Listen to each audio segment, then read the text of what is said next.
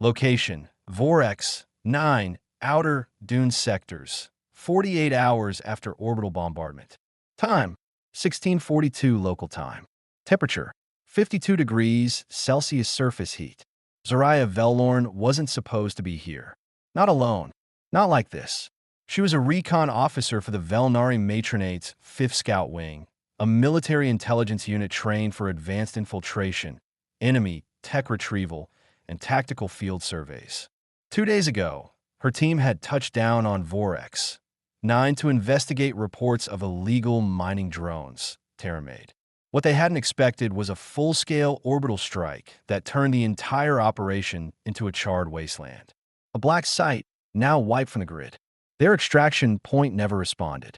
Her team was scattered or dead. Now, buried halfway in burning sand, her body barely functioning, Zariah stared up at the dual suns through cracked armor lenses. Her HUD was offline, breathing unit damaged, water supply depleted, left thigh lacerated by shrapnel, rib fractures from the blast concussion, internal bleeding likely. She ran the numbers in her head. 90 minutes until total organ failure if untreated. Less of shock set and faster. She had accepted it. She wasn't panicking anymore. That part had already passed. Instead, her mind was methodical, cold, resigned. This is where it ends.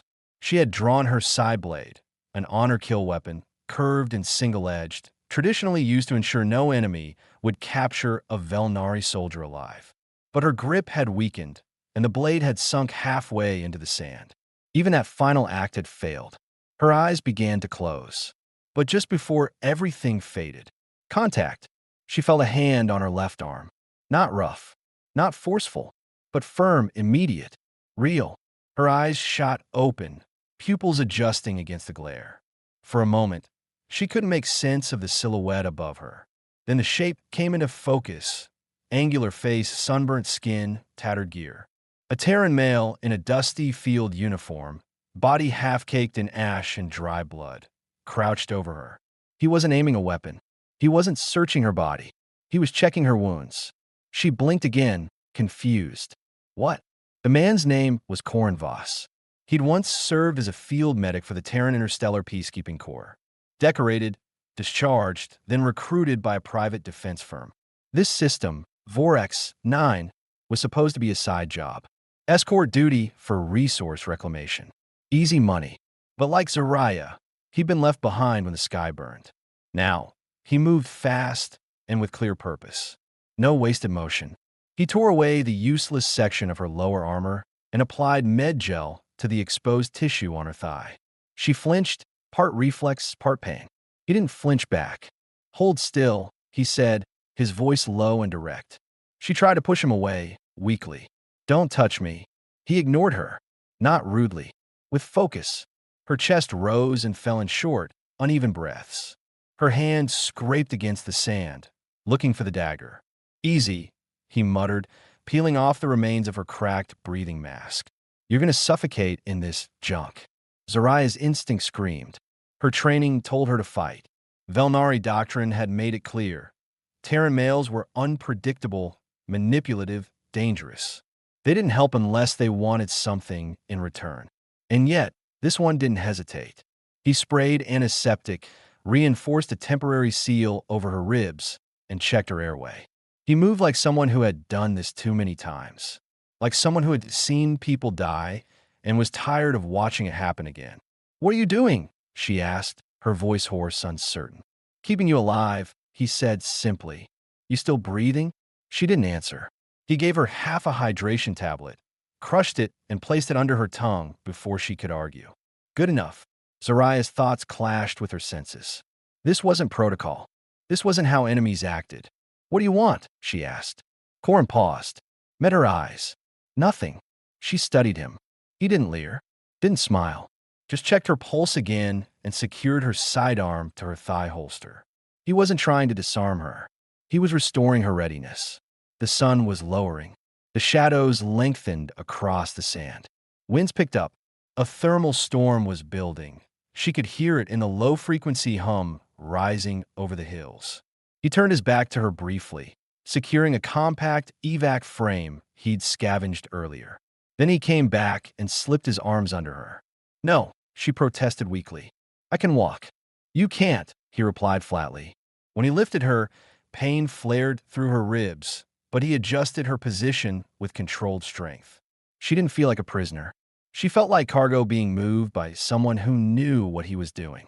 As he started walking, she tried to process the moment. Why wasn't he abandoning her? Why risk himself? They crossed 200 meters before either of them spoke again. The wind was louder now, howling across the dead dunes. You're one of them, she muttered. Taryn. I was, he answered. Now I'm just here. They didn't talk after that. But when Zariah finally rested her head against his shoulder, not by choice, but because her neck gave out, he didn't react. He just kept walking, his jaw clenched, eyes scanning for cover. She was a soldier bred to hate him. He was a man left behind by his own command. But now, both were just survivors crossing a dead planet. And despite every warning she'd ever been taught, one thought burned through her mind. He's not letting go. Not yet. Corin's boots sank into the soft dunes with every step. The wind had picked up. Fine particles of sand whipped around them, scratching at exposed skin and rattling against his goggles. Zariah's weight slowed him, but he didn't stop. She'd gone quiet in his arms, her breathing shallow but steady. Her body trembled occasionally, a sign of trauma, or maybe the cold setting in as the heat faded with the twin suns behind them. Up ahead, the terrain shifted, less open sand, more rock outcroppings. Shelter, maybe temporary. He adjusted her position, careful not to jostle her injuries, and pushed forward. Zariah's eyes blinked open as he stepped into the shade of a ridge. She squinted at the cliff wall and then at the sky behind them. Where are you taking me? She asked, voice thin, but more alert than before. Cover. That storm's going to hit in under an hour. She tried to lift her head, but couldn't. You know this region? He nodded once. I ran medical support for a salvage team here 2 years ago, before the sector went hot. She processed that. He hadn't said much about himself in the first hour, but now she was starting to hear the gaps in what he didn't say. A former Terran soldier working for private contractors, left behind after an unauthorized strike. Abandoned like her. You said you weren't part of the war, she murmured. I'm not, he said, scanning the rocky ledge. Not anymore. They found a shallow recess near the base of the cliff, partially hidden by a collapsed boulder and dead mining equipment. A damaged utility drone lay there, half buried in sand, long defunct. Corin stepped over it, crouched, and gently lowered Zariah onto a flat slab of stone. She winced. He reached for his canteen, twisted the cap, and offered her a drink. She turned her head slightly. I don't trust that. Corin raised an eyebrow. Filtered twice. I drink it too. After a long pause, she took a sip. Her lips were dry, cracked. She swallowed with effort, but didn't spit it out. As he tended to her wounds, he asked, What happened to your unit? Zariah looked at him for a moment, weighing how much to say. We were tracking illegal drone operations. Came down in stealth pattern. Low visibility, no public beacon. We were supposed to extract within 20 hours. Then the bombardment hit. No warning. You think they knew you were there? I don't know, she admitted. But whoever authorized the strike didn't check our movement patterns. My wing leader didn't survive. He didn't ask more. She noticed that. He had the opportunity to interrogate her, learn strategic details. But he didn't seem interested. Why did they leave you? She asked. Corin paused. Corporate protocol. No trace policy. The moment the mission turned political, they pulled out. They just left you. He gave a slight shrug. I wasn't worth the cost of retrieval. That silence between them, tight, unspoken, was the sound of mutual recognition. She studied his hands as he adjusted the portable heater between them. Scarred, calloused, but precise. He wasn't just surviving. He was keeping her alive with skill that came from years of battlefield triage. No offense, she said, but it's hard to believe you're not expecting something in return. He met her eyes. I've carried dying soldiers across worse places than this. Didn't ask them for anything either. She exhaled slowly. That answer wasn't dramatic. It wasn't rehearsed. It just landed with quiet weight. The wind outside grew harsher. Grit hissed across the stone like static. The storm was arriving. Corin scanned the scanner screen clipped to his belt, still showing no movement, no signals. Just dead comms and interference. No rescue beacon from either side. No drones inbound. He looked over at her. You running any kind of homing signal? He asked. Zariah shook her head weakly. Damaged in the impact. No signal access, he said. We're on our own. She looked away, chewing on the inside of her cheek. A lifetime of military discipline told her not to show emotion. But the reality was closing in. No contact, no unit, no chain of command. Just her and him. You ever kill one of us? She asked suddenly. Corin didn't answer right away. Then, not that I know of. She nodded slowly, accepting that. Then added, I have. He looked over, but didn't react with fear or anger. Just watched her evenly. You were at Balearis, he said quietly. She blinked. You knew. Saw the aftermath. Medical logs. Took hours to sort the dead. I followed orders, she said. I know, he replied. So did I. They didn't speak for a while after that. The heater pulsed between them, pushing back the cold. Zariah finally shifted, turning her head to him. So what now? Corin leaned back against the stone wall and looked up at the swirling sky. We wait out the storm. Then we move east. There's a comms relay buried in the hills. Might still have power. And if it doesn't, then we keep moving. She nodded, eyes heavy again. You going to sleep? He asked. I shouldn't, she muttered. You need it, he said. Your body's fighting off shock. She hesitated, then closed her eyes. Wake me if you hear anything. I will. Zariah drifted off, one hand resting lightly near the hilt of her knife. Not gripping it, just keeping it close. Corin remained still beside her, eyes scanning the storm outside. Tension never left his shoulders. He didn't know what tomorrow would bring. But tonight, they were both still breathing, still alive. And that meant something. The storm hit harder than expected. Coarse sand hammered against the cliffside like shrapnel. Visibility dropped to almost zero. Corin had anchored a thermal blanket across the mouth of the recess, using fractured drone limbs and emergency sealant to keep it in place. It held barely. Inside, the dim space was filled with the low hum of the portable heater, the occasional metallic creak from shifting rock, and the rhythmic rasp of Zariah's breathing. She hadn't stirred for over an hour. Her body had gone limp, but the pulse at her neck was stable. She was sleeping lightly but deeply. It was the first time her muscles had fully relaxed since he'd found her. Corin sat nearby, legs crossed, rifle resting beside him. The moment felt false, temporary. He kept his ears tuned to any noise the storm might mask: scavenger drones, rogue patrol units, other survivors who might not share his goals. He didn't expect anything friendly. Not here. He glanced over at Zariah again. She wasn't just recovering. Her condition was improving faster than he'd anticipated. The med gel had taken. Her vitals were leveling. The internal stabilizers in her suit were beginning to sink again, though barely.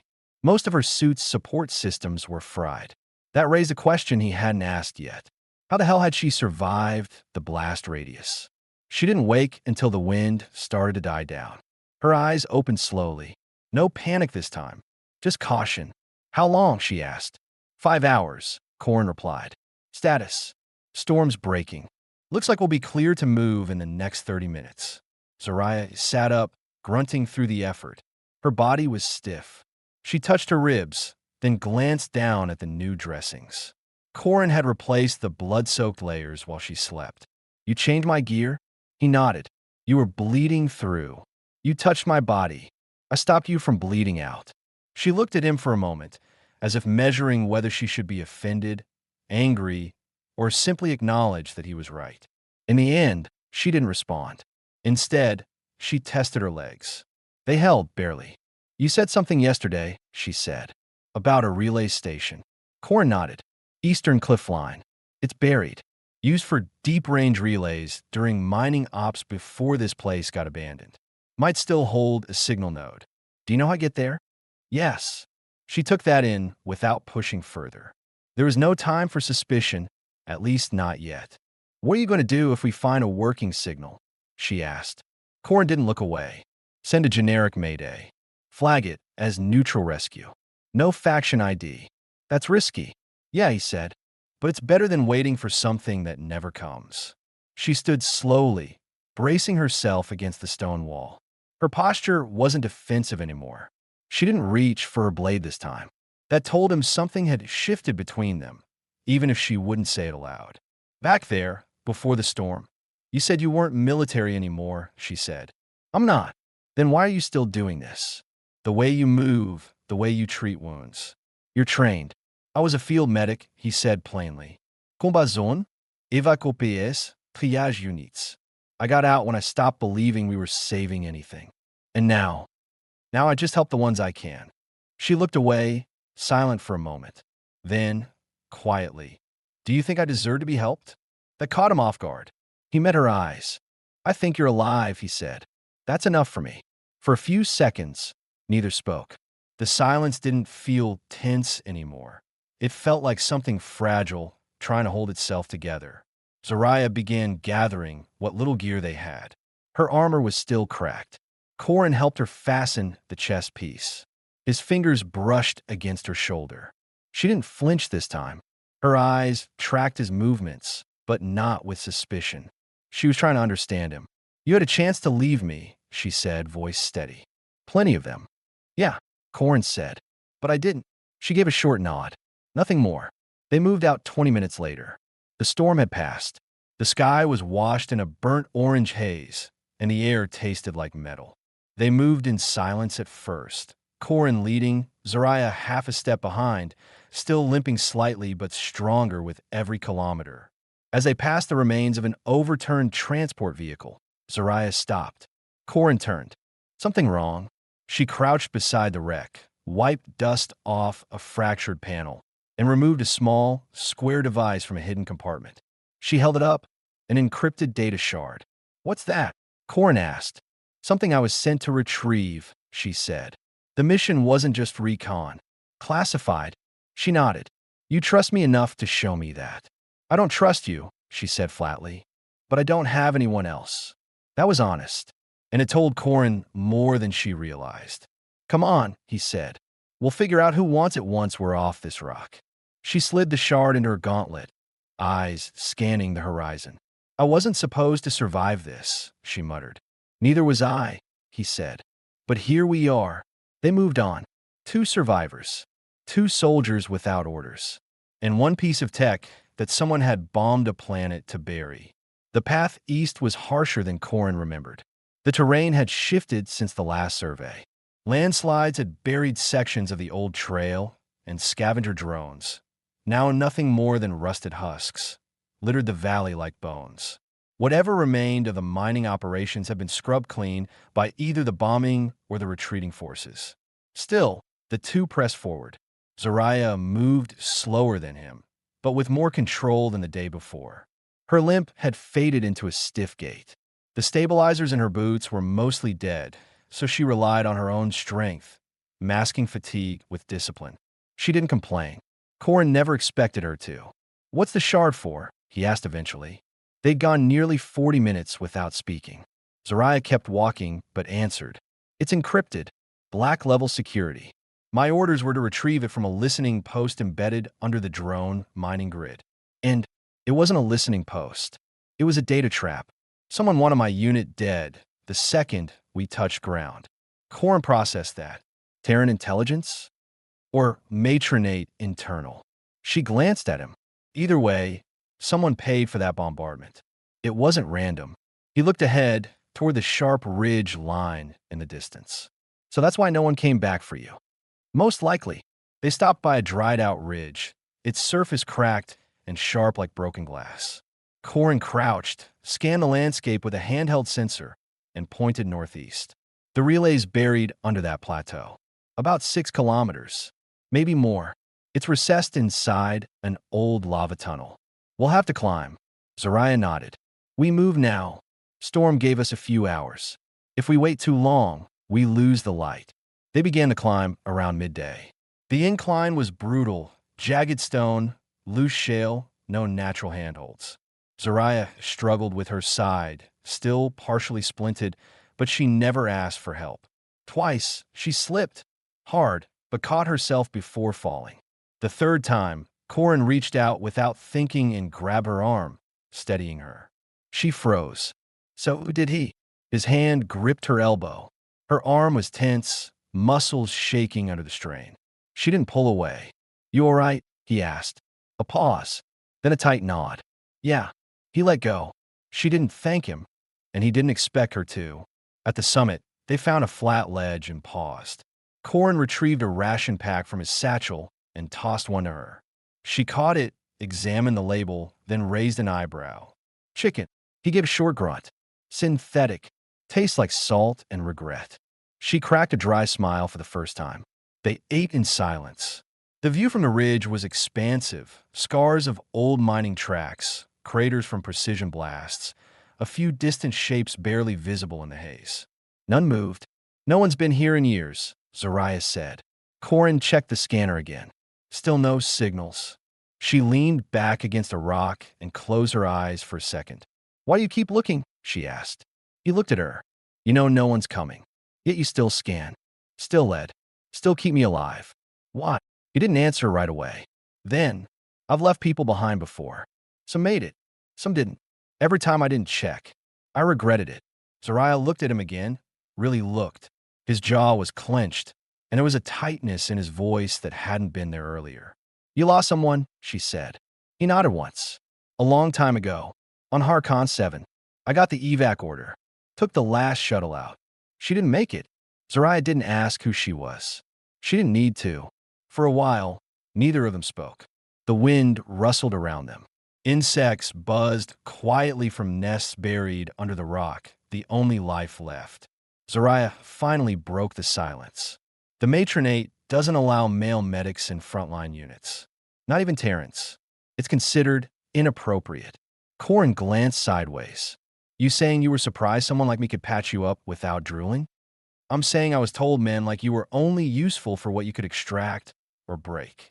And now," she looked away. "Now I'm still trying to reconcile that with reality." Corin stood, secured his pack, and extended a hand to help her up. She hesitated, then accepted it. They entered the lava tunnel 10 minutes later. The entrance was barely visible, half covered by collapse. Inside, it was pitch black. Corin activated his shoulder lamp. Shadows spilled across warped metal panels and exposed support beams. They walked in silence, the echo of their steps carrying too far. It took almost 20 minutes to reach the old relay node. The terminal was buried under collapsed debris, but the main access console still blinked, faint green. Corin knelt and pried open the casing. The hardware was ancient, but Terran in design. He connected his datapad, fingers moving fast. Power cells still intact. This might work. Zariah handed him the shard. "Use this. It's got matronate keys." He inserted it, waited. The console flickered. Systems rebooted. A quiet hum built around them as ancient data lines began to flow. Corin stared at the screen, reading. Then he stopped. Zariah caught the change in his expression. "What is it?" He turned slowly. "This relay? It was never for mining ops. It was a comms interceptor. It pulled signals from both sides. It was monitoring Velnari and Terran traffic. This wasn't a neutral site. It was a setup." Her voice dropped. "So it wasn't just about the shard." "No," he said, voice tight. "It was about burying whoever got this close." Behind them, something clicked, metal on stone. Both of them turned. In the darkness, 3 lights flared, red and low. "Combattant. Active." "Back," Corin said. "Now." They moved fast, Corin pulling the shard, Zariah lifting her sidearm. Gunfire ripped through the air, short controlled bursts. They ducked behind the central pillar as the drones advanced. Zariah fired, targeting the nearest drone's optical unit. Direct hit. Sparks exploded. Corin took the second, shooting low and then high, shattering its stabilizer, dropping it mid-spin. The third advanced, opening its plasma vents. "Down," he shouted. They dropped as the energy blast ripped overhead. The ceiling buckled, rocks crashing down. The drone shifted, aiming again. Zariah leaped from cover, rolled behind a console, and fired a concentrated burst into its processor housing. It spasmed, then collapsed, twitching. Silence returned. Corin stood, chest heaving. Still think this was just recon? He asked. Zariah reloaded. No, someone wanted a war. They looked at each other, tired, dirty, alive, and now holding evidence that might start or end a galactic conflict. Smoke hung in the air, dense and bitter, as the heat from the destroyed drones faded. The relay station was no longer quiet. Static crackled from broken speakers. Faint alarms blinked on obsolete consoles. The place had been dormant for years, but someone had reactivated the drones recently. Them and eyes. Somewhere, someone knew they were here. Zariah paced slowly near the wreckage, her sidearm raised. Her body ached, but adrenaline overrode the pain. She didn't trust stillness anymore. Not after what they just fought through. Corin knelt beside the terminal, salvaging what he could. His fingers moved quickly across the datapad. He extracted the shard, wiped the connection point, then packed it in a lead-lined pouch. He didn't speak until everything was secured. That fight wasn't random. Those units were refitted. No standard drone acts like that on default protocols. Zariah turned to him. You think they were tracking the signal? Or us? He stood and checked his weapon. The energy cell was half drained. We need to move. If those are the first wave, there could be more. Zariah nodded. Where? There's an old Terran evac outpost southeast. Off-grid. I used it once during a dust storm. It's shielded, buried, and no one's supposed to know it exists. She gave him a look. What you do? Corin met her eyes. I spent 6 years going places I wasn't supposed to. They moved out fast. The tunnel exit was unstable, half-sealed by the fight. They squeezed through a narrow gap and emerged into open dusk. The second sun was setting, casting deep shadows across the valley. It would be night soon, bringing sub-zero temperatures and whatever else prowled the ruins after dark. For the first time since leaving the ravine, Zariah leaned on him slightly as they walked. She didn't say anything about it. Neither did he. As the terrain opened up into a stretch of craggy flats, Zariah finally broke the silence. Back in the relay, what exactly did you see? Corin kept walking, but answered carefully. Intercept logs. Hundreds. Years' worth of communications between Matronate Command and Terran Central Intelligence. False alerts. Misleading strike orders. They've been feeding disinformation into both sides for cycles. Why, she asked. Destabilization. Misdirection. Profits. His voice hardened. Some private operator, maybe corporate, wanted a prolonged war. The shard confirms it. Zariah stopped walking. And my team? She asked. He turned. They were never meant to leave the surface, she said. We were a loose end. Corin didn't respond. He didn't have to. She looked at the sky, jaw clenched. Her breath steamed slightly in the cooling air. How do you live with that? She asked, quieter now. Knowing how little we matter? You don't, Corin said. You live with the people who still do. The path dipped again into rocky lowlands. As they descended, Zariah moved more confidently. The pain was still there, but her energy had changed, less cautious, more focused. Why didn't you kill me? She asked suddenly. He glanced over. Back when you found me, you had no idea who I was. Could have left me. Could have stripped my gear and walked away. Corin slowed, then stopped. I saw someone dying, he said. That was enough. She looked at him, expression unreadable. I didn't expect that answer, she said.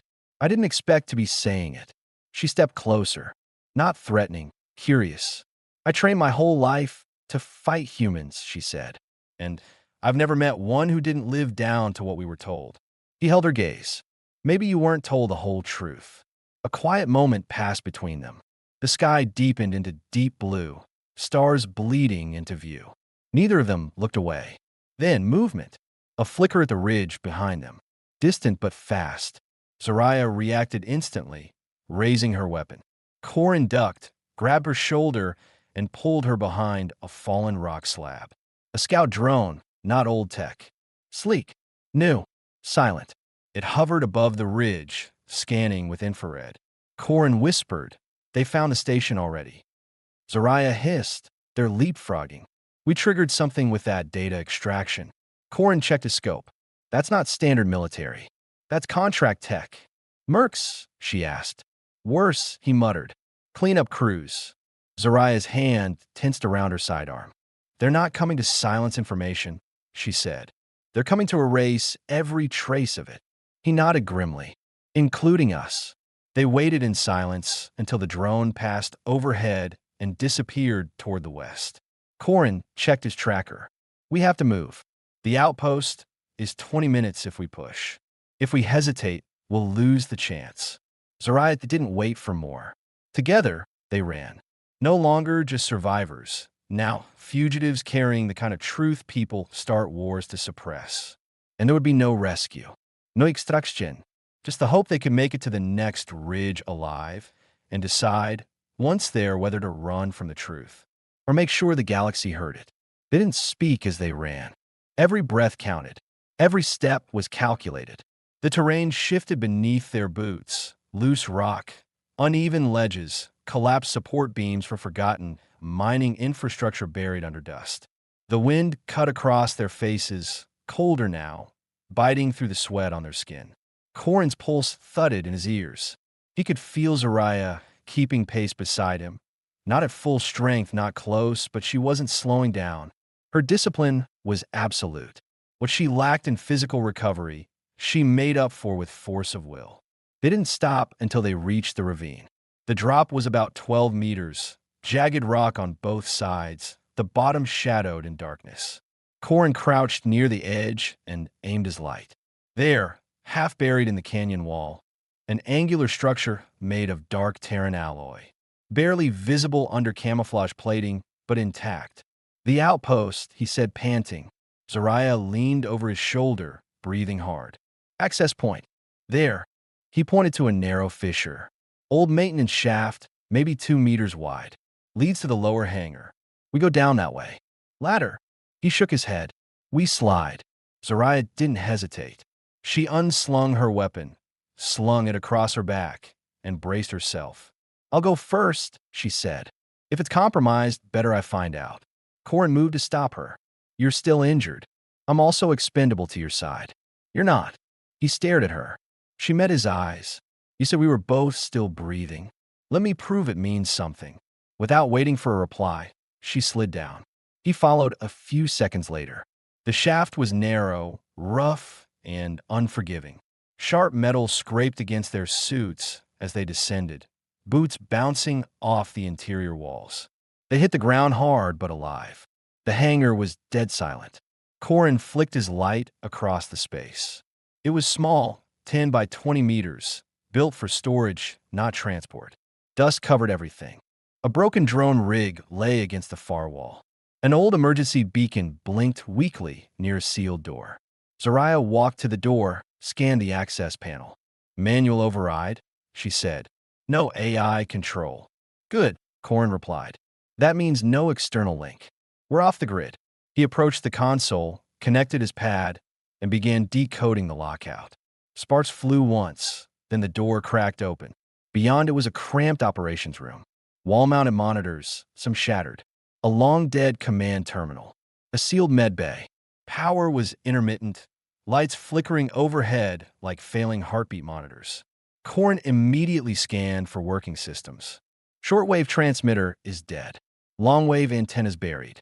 But we've got one thing. He pulled a lead from the wall and connected it to Zariah's shard. The old command node booted up, groaning like an ancient machine coming back to life. On screen, encrypted data blocks. Hundreds. The same content the relay had pulled, unfiltered now. Zariah stood beside him, silent as the information flooded in. Encrypted orders from both governments. False intelligence reports. Deliberate miscommunications. They had names. Contractors. Payment logs. Corporate accounts routed through neutral zones. This isn't just war manipulation, she muttered. This is engineered chaos.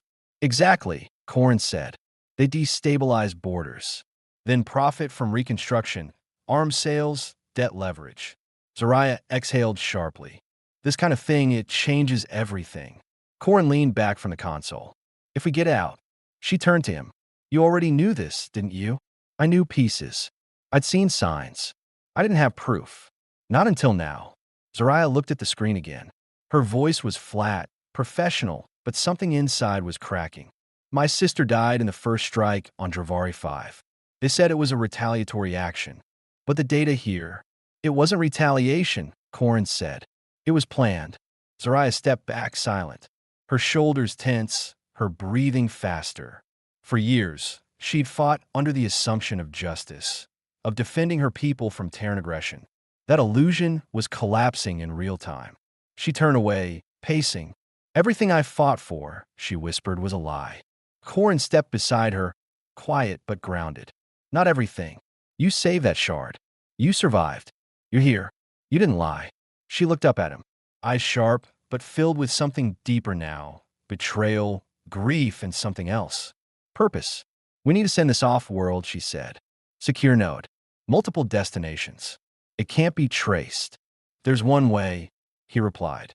Old courier satellite, buried 2 clicks north of here. It's probably rust by now, but if we can power it. She nodded immediately. We move at first light. Corin paused. That puts a target on both of us. Zoraya didn't blink. I don't care. If this data stays buried, we keep killing each other for nothing. Corin looked at her. You're not the same woman I pulled out of the sand. She looked back. No, I'm not. She didn't smile. She didn't cry. She just stood there, tired and determined. For the first time, they weren't just survivors.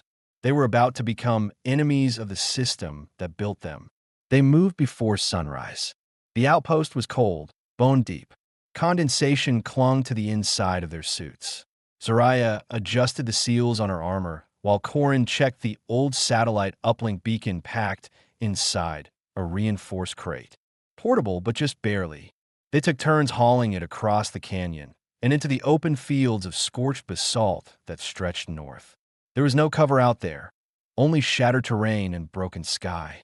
Zoraya didn't speak much. Her face was focused, jaw tight.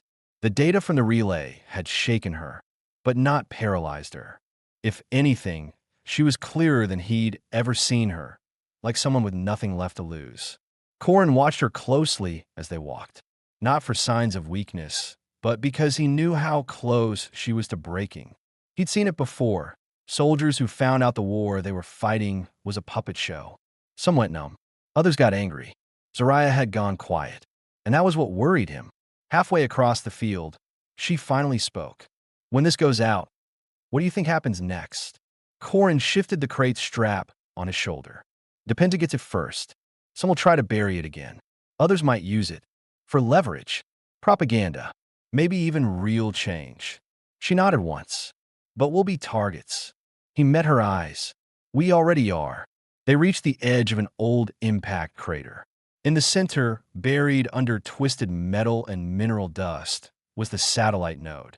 Corin crouched beside it, wiped away the grime, and popped open the hatch. Inside, layers of tangled circuitry and a narrow data chamber built to transmit once, then burn itself clean. It still has charge, he said. We get 1 burst transmission. That's it. Zoraya opened the pouch with the shard. Where do we send it? He pulled up a targeting interface. I'll split the package. Push it to 3 locations. 1 matronate, 1 Terran civil, and 1 neutral investigative network. That'll paint them all with the same truth, she said. Exactly. Corin paused. You sure about this? Zoraya didn't hesitate. Do it. He slid the shard into the port and began the upload. The node lit up, humming with dormant power. Lines of code flashed across the screen, old systems struggling to keep up with the sheer volume of encrypted material. Then, red alert. Something's wrong, Corin muttered. They pinged us. Zoraya spun around, scanning the horizon. A black shape appeared on the ridge. Then another. 3 manned exosuits, heavily armored. Not drones, private security units, likely contracted by the same group that orchestrated the cover-up. They weren't here to capture. They were here to erase. Corin drew his weapon. Stall them. Give his satellite 60 seconds. Zoraya didn't question. She moved to the ridge line and knelt, adjusting her sights.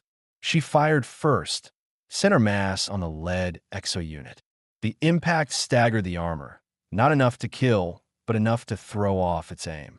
Return fire rained down in seconds. Corin kept his head low, fingers flying over the uplink console.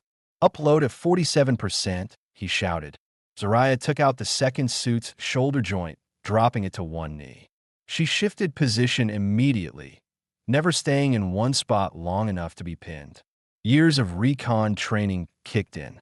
Her movements were methodical, fast, efficient. A blast exploded 3 meters from Corin. Dust and rocks surged upward. 78%. Zariah took a glancing hit. Armor plating cracked at her side, but she didn't flinch. She adjusted and fired again, taking out the last unit's visual array. They had 30 seconds. Corin powered up the transmitter. The node's dish deployed slowly, groaning as it rose. He slammed his fist against the side, forcing the mechanics to lock. The interface blinked. Confirm transmission? He hit yes. A high-pitched whine filled the air. The uplink spiked, data shooting through the black sky in 3 parallel beams. The signal was gone, beyond jamming, beyond interception. It was out. The truth was out. Then the dish exploded. Corin was thrown back by the shockwave. He rolled, ears ringing. Smoke blanketed the field. Zariah was down, motionless. He crawled toward her, heart hammering. Zariah, she groaned, eyes fluttering open. Blood ran from her scalp, but she was breathing. I'm good, she muttered. I'm still breathing. He helped her sit up. The last exo unit was trying to rise, its systems failing. Corin aimed, fired once. Silence. They sat in the crater, surrounded by ruin, under a sky slowly brightening with morning light. It's done, Corin said quietly. Zariah leaned back against the rocks, head tilted toward the sky. You think anyone will believe it? Maybe not all of it, but enough will. They both sat there a long time, quiet, still alive. And somewhere, across systems and screens, the truth had begun to unravel everything. By midday, the wind had died. The battlefield was still. Smoke cleared, exosuits charred and lifeless. The shattered satellite dish now just scrap. In the distance, clouds drifted across the pale sky, casting slow-moving shadows over the crater. The silence wasn't peaceful. It was the absence of further destruction. Zariah sat upright, leaning against a slab of debris, her breathing steady but shallow. The bleeding from her temple had slowed, her body bruised and stiff. She wiped blood from her brow and looked across the crater at Corin, who was kneeling beside the uplink wreckage, running a diagnostic on his datapad. He glanced back. Signal confirmed. All 3 transmissions sent. No traceable bounce-backs. It's out. She nodded, but didn't smile. Not yet. Then we're not dead weight. We're just exposed. He stood, brushing off dust and adjusting his pack. Everyone with a vested interest will want to discredit it. Deny. Delay. But the raw logs are there. Civilian networks will analyze it. People will ask questions. Eventually, someone will answer them. She pulled herself up using the edge of a half-buried drone chassis. Her body protested, but she forced it to move. She was tired of lying down. Then that's it, she said. We broke the circle. Corin walked to her side. We cracked it. For a moment, they stood together, side by side, watching the light change over the shattered uplink station. Do you think they'll come for us now? She asked. They will, he said, but they'll come slow. They'll want to see who reacts first. And us. We disappear. She turned to him, brows raised. Just like that. You want to stay in the fight. No, she said. Not like before. That fight's not real anymore. He understood. Both of them had served something broken. What they did now wasn't for a uniform or command or reward. It was survival. But not just that.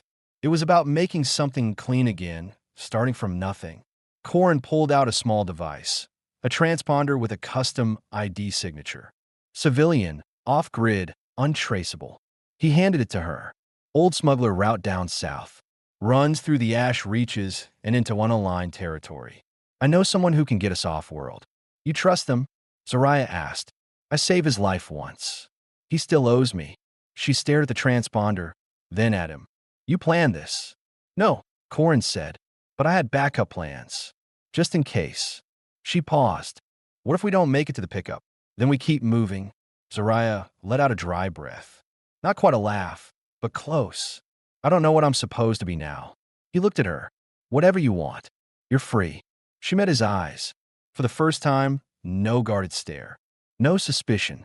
Just clarity. You didn't have to carry me, she said. Back in the sand. I know. You didn't have to stay. I know. Then why? Corin stepped closer. Because you were still breathing. A long silence passed. Not uncomfortable, just full. She leaned in and kissed him. There was no drama to it. No sweeping gesture. It was tired, honest, and grounded. It wasn't about romance. It was about recognition. Two people who had been used, broken, and left behind, finding something that felt real for the first time. When they broke apart, she asked, "So what are we now?" He gave a tired smile. Alive. They left the crater as the sun passed its zenith. The desert stretched endlessly ahead, but it wasn't just a wasteland anymore. It was a way out. Behind them lay the remains of a lie. Smashed circuits, destroyed weapons, and fragments of the truth that no one could erase anymore.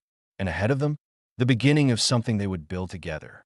Not soldiers, not spies, not fugitives, just two survivors who had stopped running from what was broken and started walking towards something they could trust. Together.